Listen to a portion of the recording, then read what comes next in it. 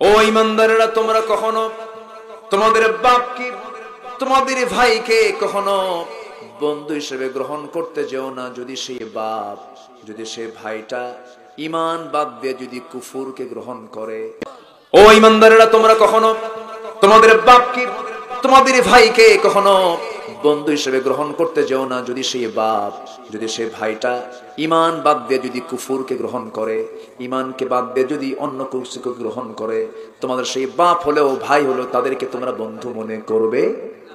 কার কথা? আসতে বলবেন না, কার কথা? কিন্তু আজকের সমাজে কি তা আছে? আজকের সমাজে তা নাই। একটু কান লাগান, মনোযোগ দিয়ে শোনার চেষ্টা করুন।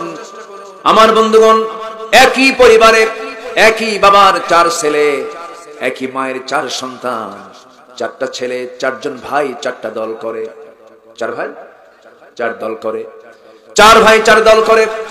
যে ভাইটা সরকারি দলের, বাকি 3 ভাইটা এসে বলে, ভাই তুমি তো সরকারি দলের দল করো, আমরা 3 জন বিরোধী দলে আসি, 5 বছর তুমি আমাদেরকে ভালো করে চালাও, আমরা যখন ক্ষমতায় যাব আমরাও তোমাদের চালাবো। কি সুন্দর ঈমান দেখেন।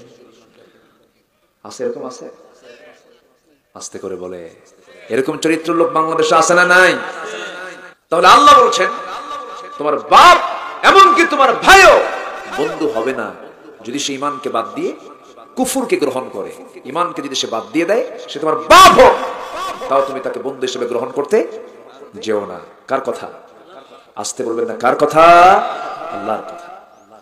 কিন্তু আমার ভাইয়েরা, ইসলাম গ্রহণ করতে গেলে সবচেয়ে বড় বাধা পারিবারিক জীবনের বাধা। আমার নবীজি যখন তিনি নবুয়ত পেলেন, প্রথম দাওয়াতটা দিলেন কাউকে নয়, জাবেলে নূর থেকে আস্তে করে নামলেন। তিনি জাবেলে নূর থেকে নেমে কোরআন নামক কিতাবটা নিয়ে সোজা চললেন নিজের ঘরের দিকে। ঘরের দিকে ঢুকে বলছে, খাদিজা জাম্মিলুনি, আমার স্ত্রী খাদিজা তুমি আমাকে বস্ত্র আচ্ছাদন করে দাও, মনে হয় আমি বাঁচবো না, আমি দুনিয়া থেকে বিদায় নিয়ে নেব। লাকাদ খাশিতু আলা নাফসি। খাদিজা বলছেন, স্বামী আমার, আপনি এমন চিন্তা করেন কেন? আপনার কোনো ক্ষতি পৃথিবীর কেউ করতে পারবে না।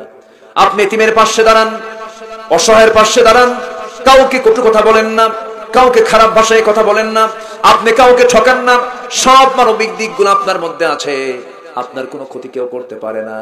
রাসূল বলছেন, খাদিজা শোনো, আমি তোমাকে একটা কথা বলবো, এই 15 বছর ধরে দাম্পত্যময় জীবন চালালাম, তুমি আমার স্ত্রী, আমি তোমার স্বামী, এতটুকুই আমাদের দুজনের পরিচয়। কিন্তু আজকে আমার একটা নতুন পরিচয় আছে। সেই পরিচয়টা হলো, আল্লাহ আমার কাছে সেই ফেরেশতা পাঠিয়েছেন যে ফেরেশতা আগের পয়গম্বরদের মাঝে পাঠানো হয়েছিল। আল্লাহ আমার কাছে ওই ফেরেশতার মাধ্যমে একটা কোরআন, একটা কিতাব নাজিল করেছেন, তার নাম হলো কোরআন। আমি হলাম আল্লাহর পয়গম্বর, শেষ নবী আমি। সঙ্গে সঙ্গে খাদিজা কেঁদে ফেলছেন। রাসূল বলছেন, খাদিজা কাঁদো কেন, কি হয়েছে? খাদিজা বলছেন, 15টি বছর ধরে দাম্পত্য আমি জীবন চালালাম, যার মুখ থেকে অযাচিত একটা কথা তার মুখ থেকে কোনোদিন বের হতে দেখলাম না, একটা মিথ্যা কথা বের হতে দেখলাম না। আপনি যে আল্লাহর নবী হবেন কোনো সন্দেহ নাই। রাসূল তার হাতটা জড়িয়ে ধরে বলছে, তুমি বলো আশহাদু আল্লা ইলাহা ইল্লাল্লাহ। আমার নবীজি কালিমার দাওয়াত দিলেন, বহুত কালিমা পড়ে মুসলমান হয়ে গেলেন। কিন্তু আমার নবীজি যখন চাচার কাছে গিয়ে বলেন, চাচা, আমার আব্বা মারা যাওয়ার পর আমার দাদা আমাকে দেখেছেন, আমার মা মারা যাওয়ার পর আমার দাদা আমাকে দেখেছেন, আমার দাদার ইন্তেকালের পর থেকে নিয়ে আজ পর্যন্ত আপনি চাচা আবু তালেব আমার জীবনে আপনি কি করেন নাই, সব কিছু করেছেন।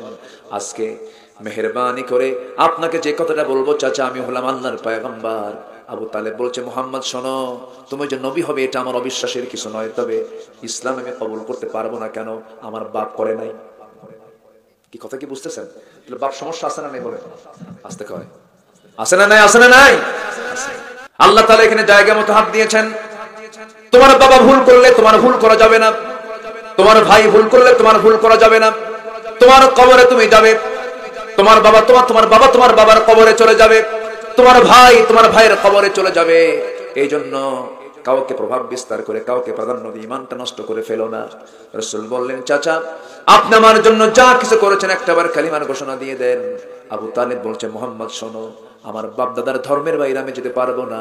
আজকের সমাজেও কিছু লোক আছে, তারা বলে আমার বাপ দাদা ছিল চোর, আমিও চোর। সুবহানাল্লাহ, আলহামদুলিল্লাহ, লা ইলাহা ইল্লাল্লাহ, আল্লাহু আকবার। আমরা আল্লাহ রাব্বুল আলামিনের ক্ষমা চাই, আল্লাহর রিজিক চাই, এবং আল্লাহ রাব্বুল আলামিনের কাছ থেকে আমরা দয়া চাই। একদিন এক বেদুইন আসলো, আসার পরে নবী করিম সাল্লাল্লাহু আলাইহি ওয়াসাল্লামকে বলল, ইয়া রাসূলুল্লাহ, আমাকে এমন কতগুলো ভালো কাজ শিখাই দেন যেটা আমি কন্টিনিউ করব। নবীজি সাল্লাল্লাহু আলাইহি সাল্লাম বললেন, ভালো কাজ শিখতে চাও, আসো।